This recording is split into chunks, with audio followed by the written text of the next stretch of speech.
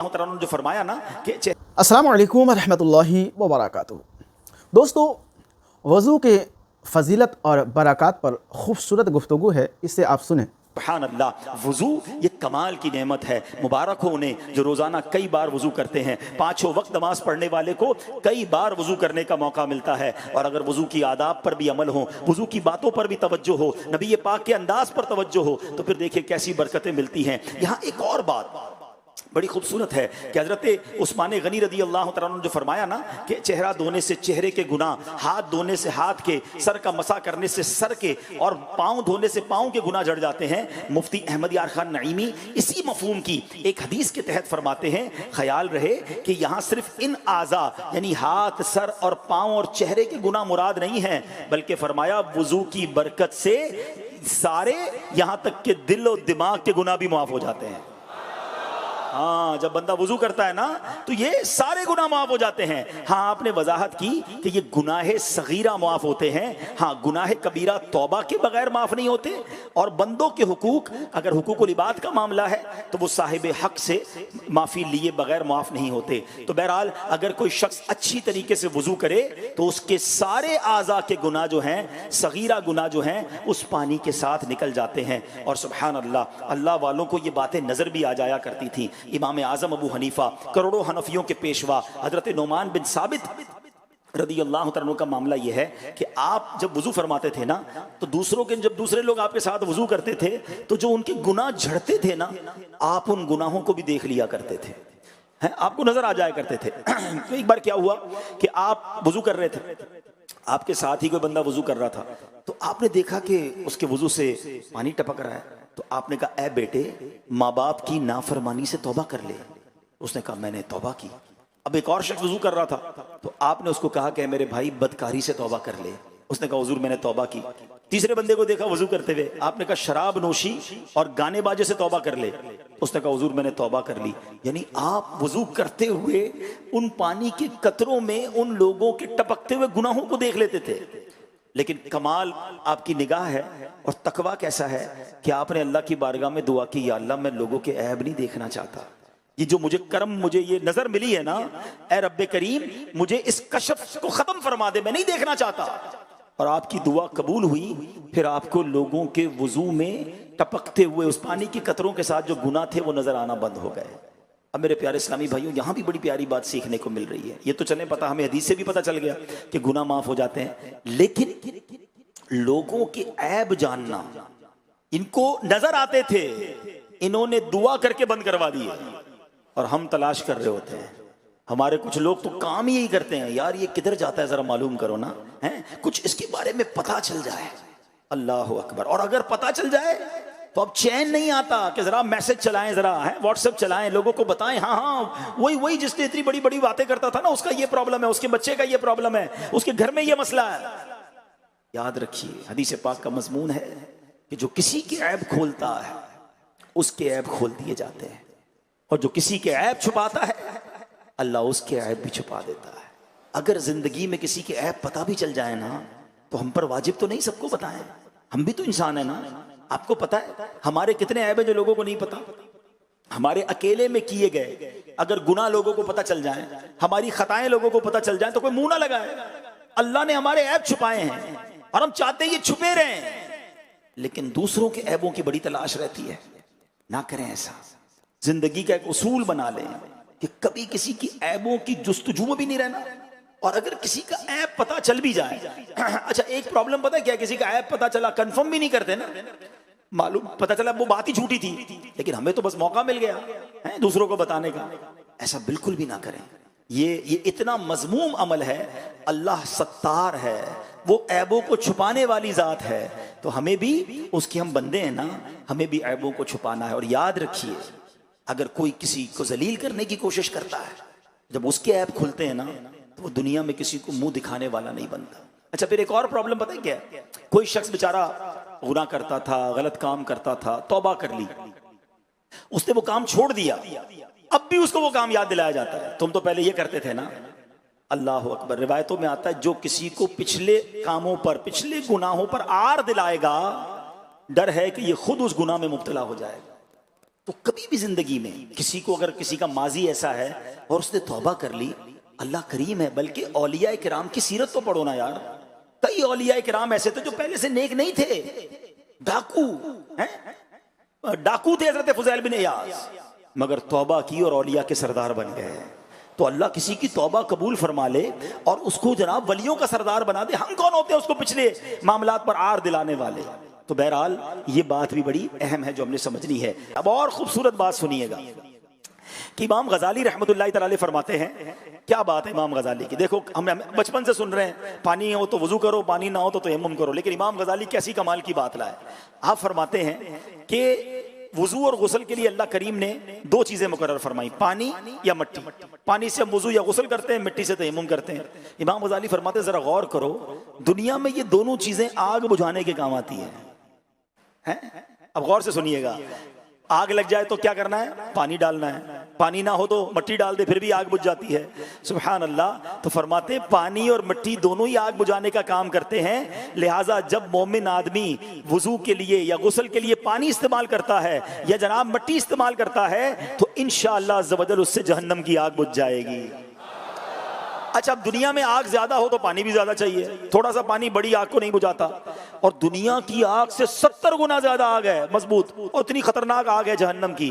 वुजू का पानी तो बहुत थोड़ा है, फरमाया लेकिन बरकत ऐसी है कि बंदा वुजू करता रहे, इंशाअल्लाह इस वुजू के पानी से जहन्नम की आग इसके लिए बुझ जाएगी इंशाअल्लाह। क्या बात है। अच्छा, अब एक और खूबसूरत बात, आज मैंने कहा ना वुजू के मौजू पर ऐसी ऐसी बातें सीखने को मिल रही हैं कि ईमान ताज़ा हो रहा है। अब इसके 4 फर्ज हैं वुजू के, चलो 4 फर्ज दोहरा भी लीजिए, हो सकता है कुछ लोगों को ना पता हो तो आज थोड़ी सी दोहराई भी हो जाए। वुजू के कितने फर्ज हैं? पहला फर्ज है चेहरा धोना। पहला फर्ज क्या है? दूसरा फर्ज है दोनों हाथों का कोनियों समेत धोना, ये कोनियों समेत दोनों हाथ धोना। दूसरा फर्ज क्या है? पहला फर्ज क्या है? चेहरा धोना। दूसरा फर्ज क्या है? कोनियों समेत दोनों हाथ धोना। तीसरा फर्ज है चौथाई सर का मसा करना, और चौथा फर्ज है टखनों समेत पांव धोना। ये 4 फर्ज याद रखें। बाज़ औक़ात इसका फायदा पता है क्या होता है? आप सुबह उठे, फजर का वक्त कम है, ठीक है, या आप ट्रेन में जा रहे हैं, कभी बाज़ औक़ात सफर में होते हैं, बहुत थोड़ी देर मिलती है नमाज वुजू करने और नमाज पढ़ने के लिए। अब हम कुल्ली भी कर रहे हैं, मिसवाक भी कर रहे हैं, नाक में पानी भी चढ़ा रहे हैं, फजर का टाइम ही खत्म हो गया। नहीं, टाइम थोड़ा है, 4 फर्ज पर अमल करें, नमाज अदा कर लें ताकि आपकी नमाज पूरी हो जाए। तो बहरहाल 4 फर्ज याद हो गए। अब आइए, क्या खूबसूरत बात इमाम गजाली फरमाते हैं कि रोजे क़यामत अजाब भी 4 ही हैं। चेहरा सियाह हो जाएगा। अल्लाह कुरान में फरमाता है यौम तबयद्दु वुजूहुम व तस्वद्दु वुजूह, फरमाया जिस दिन कुछ मुंह उजाले चमकते होंगे और कुछ मुंह काले हो जाएंगे। दूसरा, आमाल नामा उल्टे हाथ में दिया जाएगा। अल्लाह कुरान में फरमाता है व अम्मा मन ऊतिया किताबहू बिशिमालिही फयकूलु या लैतनी लम ऊत किताबिया, और वो जो अपने नामा अमाल बाएं हाथ में दिया जाएगा कहेगा हाय किसी तरह मुझे अपना नोश्ता यानी नामा अमाल न दिया जाता। और तीसरा और चौथा अजाब क्या फरमाया? सर और पांव से पकड़कर जहन्नम में डाल दिया जाएगा। सूरह रहमान में अल्लाह ने फरमाया युअरफुल मुजरिमून बिसीमाहुम फयुखदू बिन नवासी वल अक़दाम। कुरान कहता है मुजरिम अपने चेहरे से पहचाने जाएंगे तो माथा और पांव पकड़कर जहन्नम में डाले जाएंगे। गोया अल्लाह पाक फरमाता है ऐ मेरे बंदो वुजू में चेहरा धोया करो ताकि रोजे कयामत तुम्हारे चेहरे सियाह ना पड़ जाएं बल्कि तुम्हारे चेहरे चमका दिए जाएं। हैं, अपने हाथ धोया करो ताकि रोजे कयामत तुम्हें नामा अमाल उल्टे हाथ में ना दिया जाए, तुम्हारा नामा अमाल तुम्हें सीधे हाथ में दिया जाए। अपने सर का बसा किया करो ताकि तुम्हें पेशानी से पकड़कर जहन्नम में डाला ना जाए बल्कि तुम्हारे सर पर जो है वो जन्नती ताज सजा दिया जाए। ऐ मेरे बंदो पांव धोया करो ताकि तुम्हारे पांव में जहन्नम की बेड़ियां न पड़े, न पुल सिरात पर तुम्हारे कदम डगमगाएं बल्कि तुम आराम से पुल सिरात पार करके जन्नत में दाखिल हो जाओ।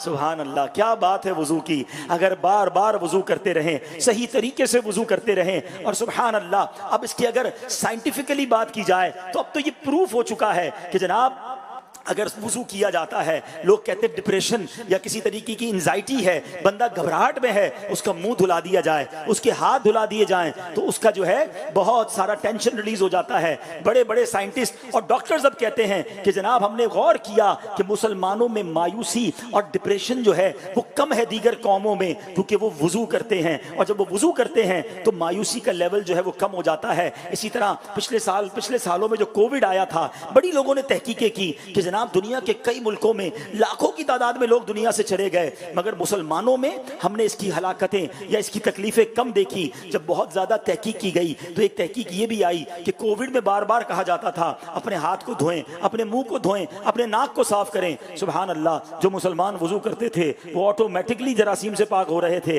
अल्लाह ने उनको बहुत सारी मुसीबतों और बलाओं से बचाया। तो सुभान अल्लाह, अगर हम साइंटिफिकली भी देखें तो वुजू के बहुत सारे मामलात हैं। बल्कि अगर मैं आपसे पूछता हूं, हमारे साथ कई बार ऐसा हुआ होगा कि बड़ी टेंशन, बड़ी फिक्र, बड़ी थकावट, मगर जैसे ही वुजू करते हैं नमाज से पहले तो कितने फ्रेश हो जाते हैं, कितना जनाब ऐसा लगता है कोई बहुत बड़ा बोझ जो है वो सर से उतर गया है। तो अब मैं बात करना चाहूंगा मेरे उन इस्लामी भाइयों से जो 15 दिन पहले तो रोजाना वुजू कर रहे थे, जो 15 दिन पहले तो सारी नमाजें पढ़ रहे थे।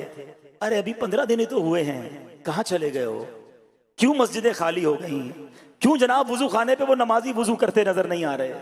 अल्लाह अकबर, ऐसा ना करें मेरे प्यारे इस्लामी भाई। हम सिर्फ रमजान के लिए नमाजी न थे, हम सिर्फ रमजान के लिए रब के फरमा बरदार न थे। अरे रमजान में तो हमारी प्रैक्टिस करवाई गई शैतान को बंद करके कि आओ जरा मुकाबले की तैयारी कर लो। वो कहते हैं ना नेट प्रैक्टिस होती है फिर बड़ा मुकाबला होता है। शैतान को बंद करके 1 महीना प्रैक्टिस करवाई गई कि तगड़े हो जाओ ना। कुरान कहता है क्या ईमान वालों, हमने तुम पर रोजे फर्ज किए जैसा कि पिछली कौमों पर फर्ज किए, लअल्लकुम तत्तकून, ताकि तकवा इख्तियार करो। हमें तो तकवे की प्रैक्टिस करवाई गई थी, मगर ये क्या हुआ कि जैसे ही चांद नजर आया, वो एक सोशल मीडिया पर बड़ी पोस्ट वायरल हुई थी ना कि हम भी अजीब लोग हैं, एक चांद देखकर मस्जिद आबाद कर देते हैं और अगला चांद देखकर मस्जिद वीरान कर देते हैं। ऐसा ना करें। ये है वुजू। मुबारक उन्हें जो इतना बार बार नमाज पढ़ते हैं, वुजू करते हैं, कितनी बरकतें हैं। जिस्म का मैल, जरासीम तो दूर हो ही रहे हैं, अल्लाह की रहमत से गुनाह भी धुल रहे हैं। ना जाओ मस्जिदों से दूर, आ जाओ। अगर किसी का ताल्लुक टूट गया है, कोई नमाजों में सुस्ती इख्तियार कर गया है, कोई रमजान के बाद मस्जिदों से दूर चला गया है, ऐसा ना करो मेरे प्यारे इस्लामी भाइयों और इस्लामी बहनों।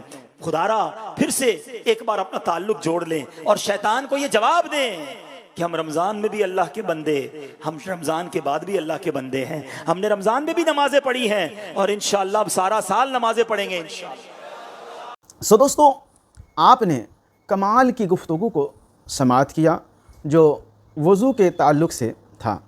सो इसे अपने दोस्त और अहबाब तक ज़रूर शेयर करें। और हाँ, वज़ू के 4 फ़राइज़ के ताल्लुक़ से जो अमेजिंग मालूमात बताए गए इस वीडियो में, वो भी आपने समाअत किया। सो वज़ू की आदत बनाएं, वज़ू सही तरीक़े से करें। इससे क्या होगा, दुनिया और आखिरत दोनों जगह में आपको फ़ायदा होगा, आपको बरकत नसीब होगी। सो नमाज़ों की पाबंदी करें। इससे क्या होगा कि दिन में आपको कई दफ़ा वज़ू करने को नसीब होगा। सो इसे लाइक करें, कमेंट करें, अपना राय ज़रूर दें, ठीक है ना। चैनल को सब्सक्राइब करें। सो मिलते हैं किसी और वीडियो में, तब तक अपना ख्याल रखें। खुदा हाफिज़। अस्सलामु अलैकुम।